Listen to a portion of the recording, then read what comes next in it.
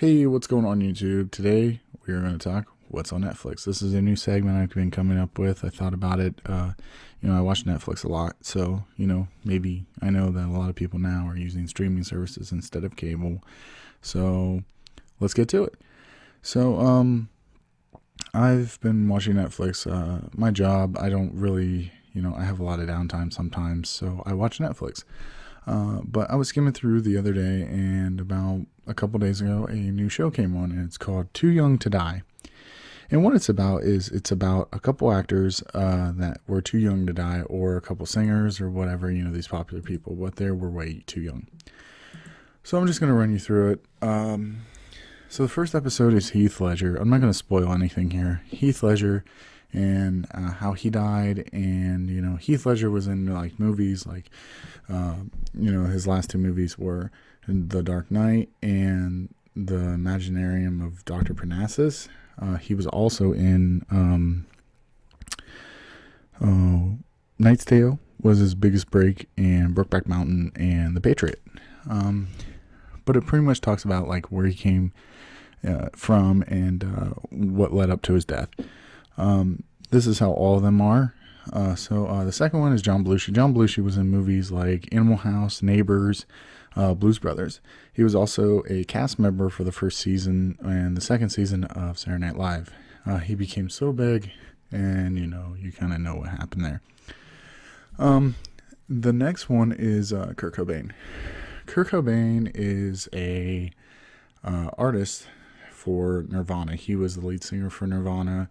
Nirvana was a grunge metal band from the 90s, early 90s, late 80s. And he made that genre the way it is nowadays, with the grunge metal.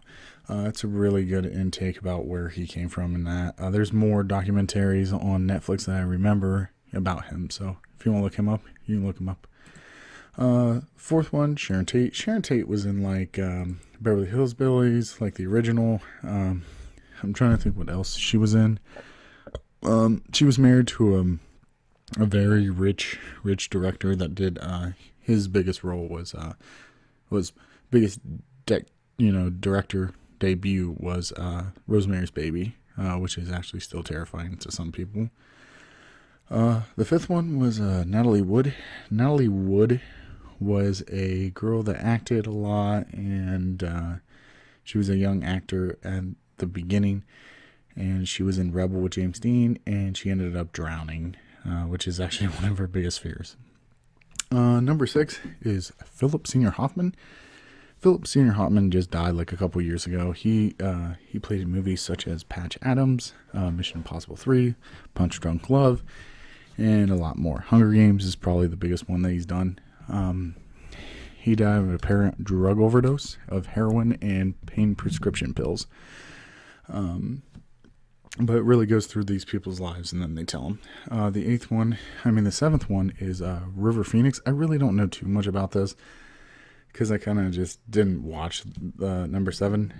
But River Phoenix, I think he was in Stand By Me and a couple other films, and he also was a musician. So yeah. Number 8 is Vladimir Vasquez. I think I'm pronouncing that right. He was a singer for Russia. I don't know. I didn't know too much about this guy, and especially it's in subtitles. So if you don't like people speaking and you can't read subtitles, I don't recommend you watch the episode 8 or 9. Number 9 is Falco. Falco is from Germany. He was the first ever to hit the top 10 Billboard from Germany, in France, and in America. He sung like songs like Rock Me Amadeus and Don't Turn Around in the 1980s. And then number 10 is Judy Garland. Judy Garland was in the movie Wizard of Oz. She played Dorothy. So I think she had anorexia or bulimia, or she was bulimic. I don't remember, but it led to her death. So entertainment value of this show, if you're looking for something historically, a lot of information about like certain famous people, especially these young famous people. I recommend Too Young to Die. But the next show that I'm doing, I've been watching for a little bit now. Like I've been binge watching it. About a month ago, this came on Netflix. It's called Shameless. It's got William H. Macy. He's the guy up here in the corner, off to the right, and he's in the blue.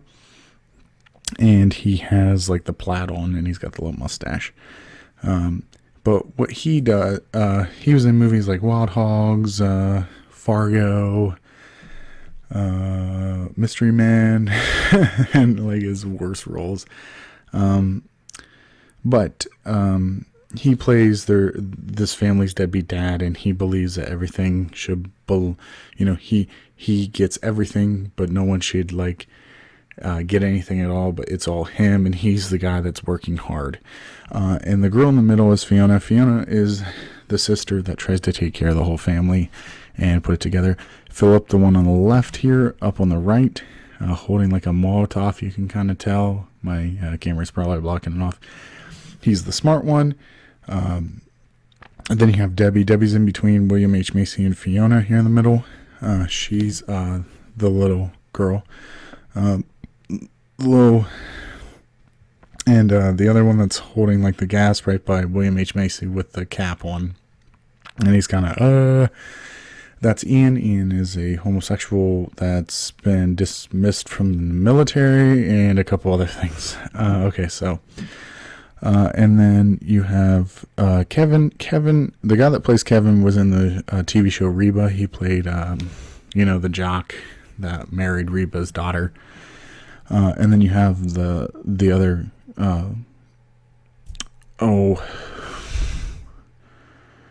the other person, and that is Liam. He's the baby. He's up here at top.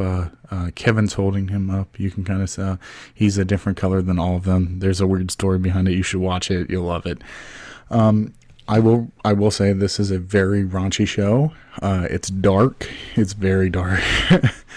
It can get out of hand sometimes. So, this is a rated R kind of show, in my opinion. But it was so well liked.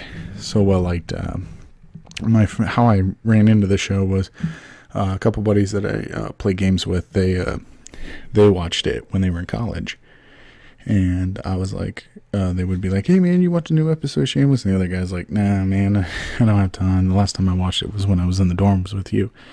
He's like, "I gotta catch up." Well, I was like, "Yeah, I'll get to it, whatever."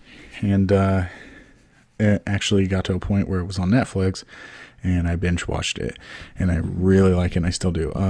We're on season 7, so season 1 through 6 is on Netflix. At the beginning, it was only season 1 through 4, and then everyone liked it so much that they put the last 2 seasons on, so we're on season 7 right now. Let's see. Anything I didn't cover? Okay, so, entertainment value of this show, I'd have to give it a 9. I really like the writing. You can kind of tell that it kind of, how seasons are like when they first start a show, where it's kind of like there's a lot of tension, so they're trying really hard to, put this drama in, and then by this season, like, it's a piece of cake, and the story's very fluent, and we want to know what's going on, and those characters get developed, and it's easier to write. But overall, I will binge watch it. So, I highly recommend Shameless. So, if you're looking for something that's raunchy and just entertaining and a little out there, and it's rated R, I say it's rated R, and it's a very guilty pleasure thing. I recommend Shameless, the U.S. version, not the British version. So the U.S. version with William H. Macy. If you're looking for something more historical or more info or a documentary, I would recommend Too Young to Die this month.